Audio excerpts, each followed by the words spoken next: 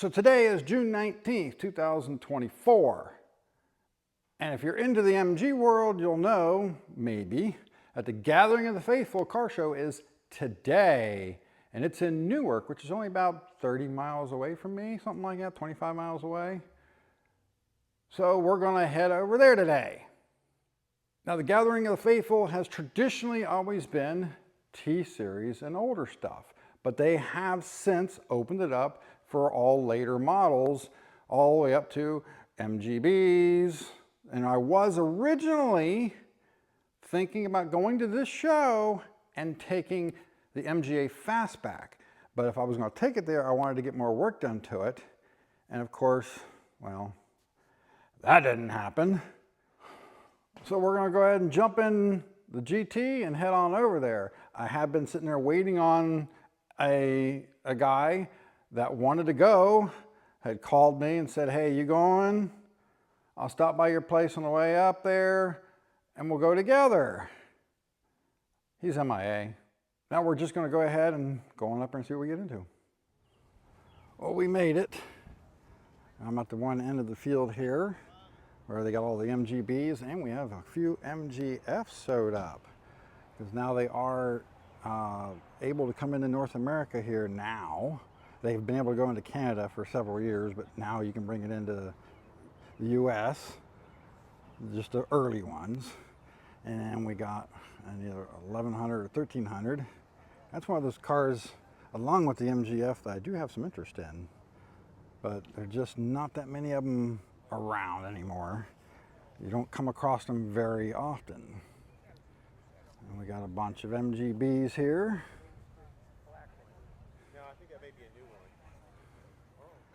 So now we're up in the T-type area. We got a YT here. That's somewhat unusual to see one of them at car shows. We got a bunch of TDs here. One of them here's got an old Jetson supercharger on it.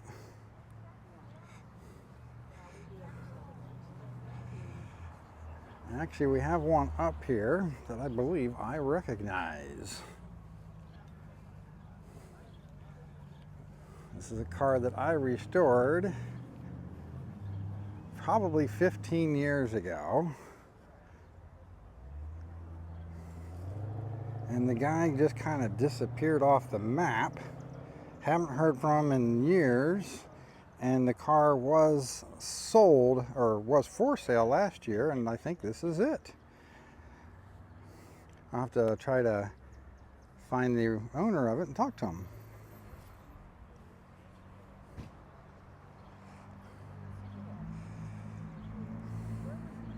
For those who are watching my EXU video, so this is how they were normally set up. A little bit of a little clamp-on horn here and one clamp-on light. Where the EXU cars had no lights and no horns up there originally, but had these bumpers on it. And the rear bumpers are unique by having this emblem on the back, and then use the same light as like the later cars did. So up here we get into the TFs. These seem to be the T-Series cars that people actually want at the moment. You know, generations tend to want what their dads had, and the earlier cars are becoming a little less desired by the people who have the money to spend right now, and most of them want TFs now, or the MGAs, or early Bs. But they didn't make a whole lot of TFs. So there's usually not a whole lot of them available on the market, especially 1500s, which most people end up wanting the 1500s for that just extra little bit of power. Of course, the MGAs seem to be the hot MGs right now. And we got a few here in colors you don't see that often.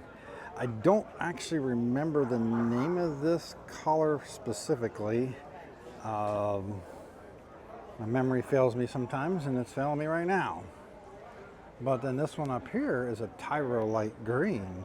And you just don't see them that often in those colors anymore because so many people years ago just wanted red or green.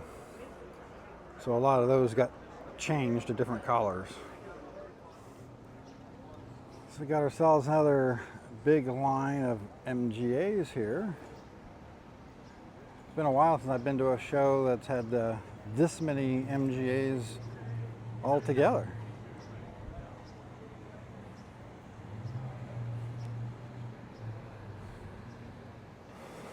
So now we're getting into some of the more rare stuff here. So we got a MG 1880 from 1929. So that's long before they started actually importing them to the US. So kind of neat to see something like that. And a ZB Magnet. Now we're getting into some really rare stuff. There's EX184. If you don't know what this car is, I encourage you to look it up. It is a factory race car that created a ton of buzz when it got restored and brought back out to shows again. And then we got an SA.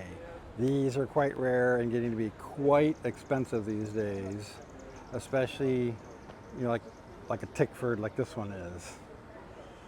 There used to be another one here in the area. It got sold, and then somebody within the area still owns it, but I have not heard or seen of the car in quite a while. So now we're getting into the pre-war stuff. Pretty much anything before the TC Special or the TC EXU cars would have been privately imported and not sold new here in the US. So they would have either been imported when new or sometimes since they were new. So there's a 30 M-type midget. And I think this is another M-type, but they've covered over the information, and I don't remember the early car details enough to be able to just rattle them off. That is a fabric covered body on this one.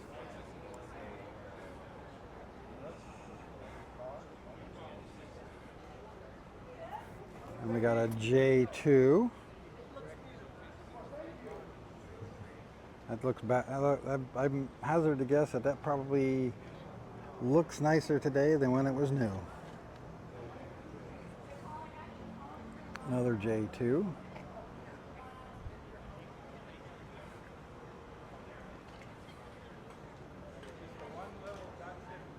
And then a PA, 1934, the factory supercharger. And another PA in the same year. Actually not that often in the States that you see any of these models where you get, say, 2 or more at one show.